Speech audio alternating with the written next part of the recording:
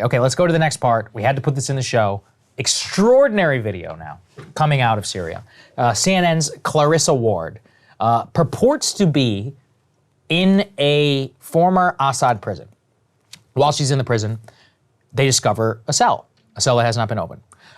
The rebel, quote unquote, Al-Qaeda person who is her guard shoots the door open, opens it, and they discover, allegedly, a prisoner who's been in there for 4 or 5 days without water, without food, who clings to her, sees the light, and it's supposed to be a very dramatic scene.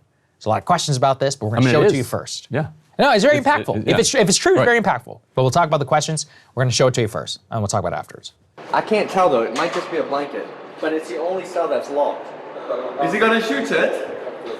The guard makes us turn the camera off while he shoots the lock off the cell door. We go in to get a closer look. It's still not clear if there is something under the blanket. Oh, it moved. Is there someone there? I thought I saw it move. Is someone there? Or is it just a blanket? I don't know. I think it's someone. Hello? Okay, it's just moving.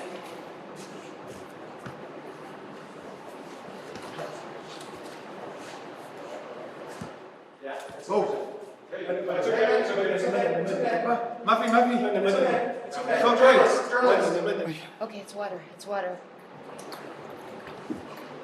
Okay. Okay.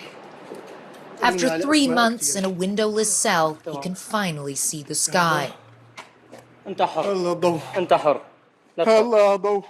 روح روح حد اعصابك.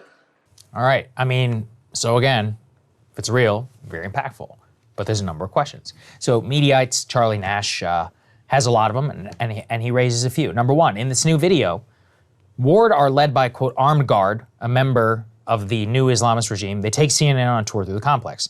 They, quote, soon stumble upon a locked cell in a prison which has been completely emptied, and the prisoners are all freed. The guard makes us turn off the camera while he shoots the lock off the door. Viewers do not get to see the guard opening the door. After a fade to black, we see Ward and the camera crew enter the cell. From what we can see, the cell is clean. There is no waste, only a blanket, which Ward repeatedly calls out to see if anyone's underneath. Receiving no response, the guard lifts the blanket, revealing a man who gets up and raises his hands in the air. He looks healthy, his clothes are clean, his hair and nails are trimmed. He says he's been in the cell for 3 or 4 months without food or water for 4 days. Presumably, the man did not hear the guard shooting the lock off of his door or the camera crew crawling out to him a few feet away, but he appears to be in fine enough condition. Again, look, we're speculating on this. I don't know, but I mean, a lot of this rings true, so I'll come to you in a second, Ryan. They escort the man outside. Instead of taking him straight to the hospital, the doctor, the logical thing to do with somebody who's been in a windowless cell for 3 months without food or water for 4 days, they sit him in a chair and they interview him. Asked by Anderson Cooper what is known about this man,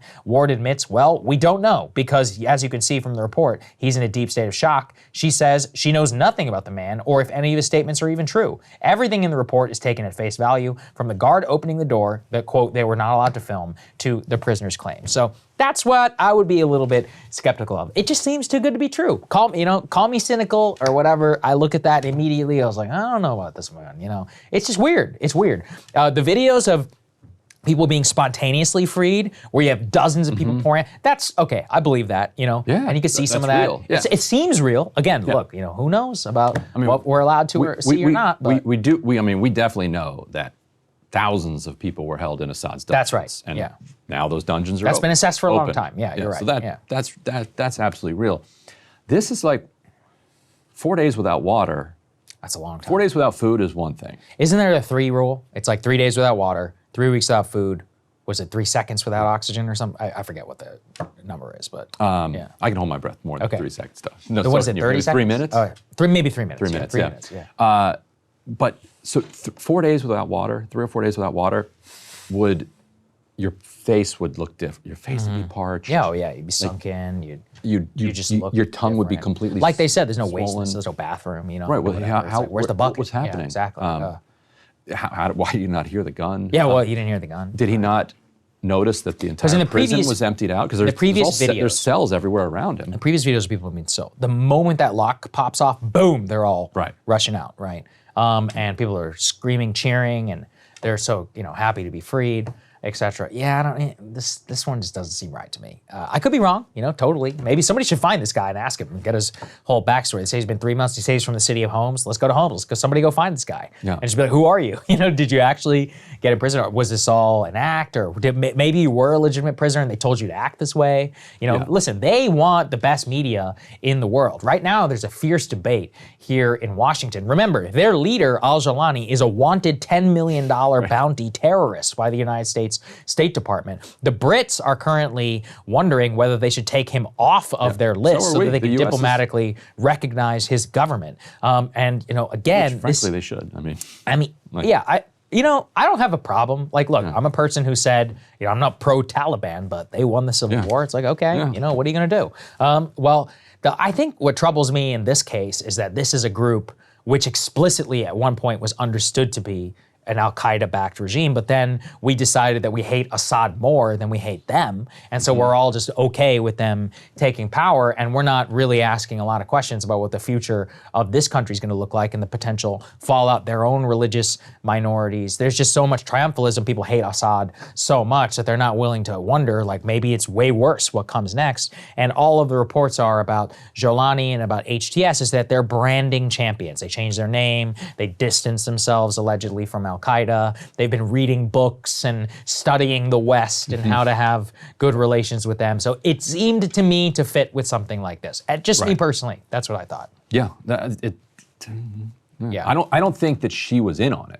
No, I agree. I don't think she was in on it. Oh, can you tell the context though about Clarissa Ward? Oh yeah. So the thing that was getting circulated, I think Glenn Greenwald had flagged it. At some point earlier in the war, so it would have been 2016 or 2015. She did an interview with Michael Morell and said that I don't know when the interview was, but she said in that interview that she had sent a very harsh note to Ben Rhodes, who was Obama's national security advisor. And the note said something like, I hope that you are sleeping well tonight. Yes. While something like the freedom fighters of Syria are being crushed by Assad. And she said, I cop to crossing the line on this story, on Syria, where I have gone from a journalist to an activist. This is what she said to Michael Morell, CIA guy, in an interview with him. So if somebody was going to be kind of blinkered into this, it would have to be somebody who feels a deep ideological commitment to supporting this outcome. You could understand it from her perspective. I'm not justifying it. I'm saying you can understand it. You've been covering this probably for a decade. You've seen a lot of people get killed. And Assad is a murderous, brutal, you've seen fanatical people, dictator. You've seen people beheaded, whatever. Her driver was killed. That's right. Her driver was killed. So a lot of these guys, Richard Engel and a few others, they all have personal experience in this. Although the Engel thing, you know what I'm talking about? What was that? When he was allegedly kidnapped. Oh, there's still a lot. That's a weird story too. I gotta be honest. If we want to go, there was one with Clarissa in Sudan also. Oh, really? Yeah. Is there questions about a weird detention or something? Yeah. Anyways, she's also very physically courageous. No, no one is putting her down. She puts herself at risk all the time. She did a good job in Afghanistan, I thought. Yeah, that was good. That was very good. The fall of Kabul, while the Taliban is streaming in, she stood her ground. She did really good interviews. But nobody's infallible, and there's some potential questions here at CNN. To be honest, if this turned out to be staged, this would be like a Brian Williams style scandal, if true. That's why I would like someone to go interview this guy. Clarissa should break it. Huh? Clarissa should break You're right. Go break that news. Yeah, the only way to redeem yourself is to then figure out who this guy is. Figure out who he is, and to answer the questions, just to maintain your own story. Because some people were speculating, maybe it was a guard who just wanted to stay there. But then it's like, well, how'd they lock himself in? Right. Yeah, that's right. Anyway, weird stuff. Hey, if you like that video, hit the like button or leave a comment below. It really helps get the show to more people. And if you'd like to get the full show ad-free and in your inbox every morning, you can sign up at breakingpoints.com. That's right. Get the full show, help support the future of independent media at breakingpoints.com.